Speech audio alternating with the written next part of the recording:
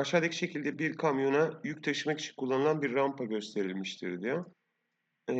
E noktasından başlayan bu rampanın eğimi %40. %40 ise arkadaşlar şuraya x diyelim.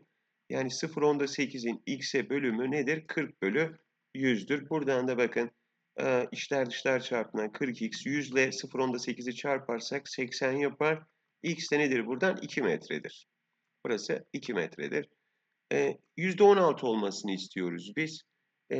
16 bölü 100 olsun istiyoruz. Yükseklik değişmiyor. 0,8 değil mi? A metre uzağa geldiğini düşünelim burada. Yine bakın 16A eşittir. İçler dışlar çarpımı yapıyoruz. 80 yapıyor. A 5 metreye karşılık geliyor. 5 metre neresidir? Hangi noktadır? 2 metre. 1,5 daha 3,5. Bir daha 4,5. Buradan da yarım metre 5 metredir. B noktasına geliyoruz. Doğru yanıtımız B seçeneğidir.